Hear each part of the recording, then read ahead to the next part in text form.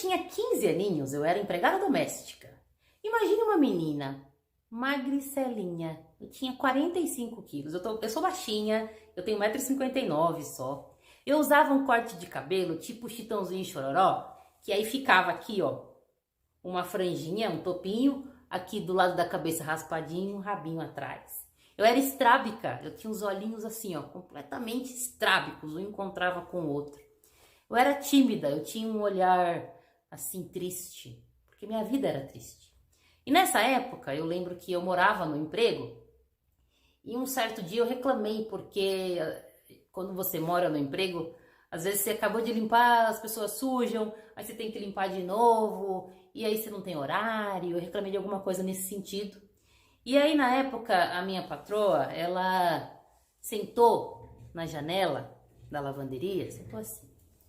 Ela tava com um pijama de algodão feio, desses de bichinho, meio azul clarinho, assim, azul bebê. Assim, um pijama, sentou, cruzou as pernas. Aí ela fazia assim no cabelo. Ela olhou pra mim e falou assim: Verônica, você não tem que reclamar. Porque você trabalha aqui, você é nossa empregada. Então, você precisa desse dinheiro, então se a gente suja, você tem que limpar. Simples assim. E não tem que reclamar. Eu me senti tão humilhada naquele momento, tão humilhada, que eu instalei uma crença. E eu instalei a seguinte crença: eu vou ter dinheiro, porque eu nunca mais vou passar por isso. E a partir daí a minha vida seguiu seu rumo, eu fiquei ainda lá um tempo, terminei o 2º grau, trabalhei de várias outras coisas, já fui arrumadeira de motel, já fui babá, já fui vendedora de vestido de noiva, já fui cabeleireira, tive várias coisas. Até que com 23 anos eu consegui uma bolsa de estudos integral aqui na PUC de São Paulo e me formei em Direito. E aí fui tocando a minha carreira como advogada e muito focada em ter dinheiro, porque essa crença que eu instalei no momento daquela humilhação lá nunca me saiu da mente. Eu sempre falei: eu quero ter dinheiro, porque eu não vou mais passar por isso. E sempre foquei minha carreira focada em dinheiro. Então, quem me pagasse mais, eu ia. Até que em um determinado momento, eu já estava numa empresa como advogada tributarista e eu tinha um cargo gerencial lá nessa empresa, um cargo de liderança. E lá nessa empresa tinha umas figuras de mentor e mentorado, o mentorado que escolhia o mentor. E eu fui escolhida por uma moça que tinha entrado há pouco tempo na equipe. E a gente trocou a primeira ideia do que ela esperava como uma mentoria. E depois de 10 dias eu saí de férias. Quando eu voltei, de um mês depois, essa menina estava prestes a ser demitida. E aí eu falei: poxa, mas por que ela vai ser demitida?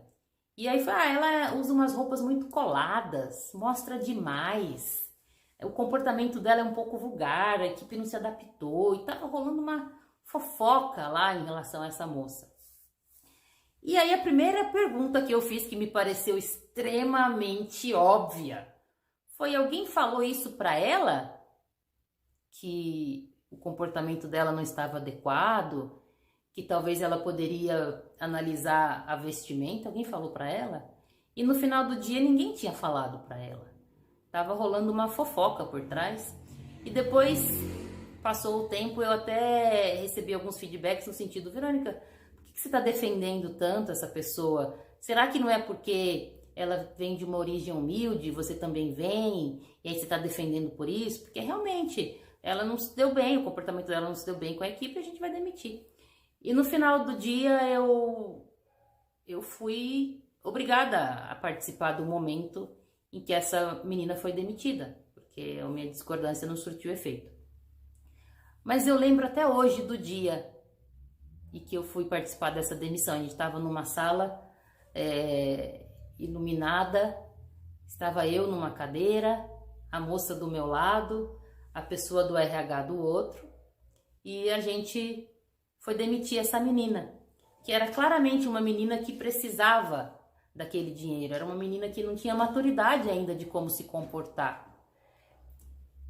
E aquilo me tocou demais, porque eu gostaria, naquele momento, de ter tido a escolha de falar com todas as letras que eu não ia fazer aquilo. Eu queria ter a escolha de falar, eu estou saindo dessa empresa, porque esse tipo de comportamento não casa com os meus valores como pessoa. E eu não tive escolha. E nesse momento eu instalei uma outra crença. Se antes eu era focada em dinheiro, eu falei, agora eu quero ser uma pessoa que tem escolhas. Por que eu não tinha escolha? Porque eu tinha só uma fonte de renda. Porque eu era focada naquela empresa.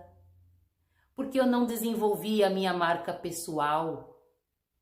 Porque eu só focava em executar para ganhar o salário mais alto possível. E aí, quando eu percebi que melhor do que ter dinheiro, um salário mais alto possível é ter escolhas, eu mudei a minha mentalidade.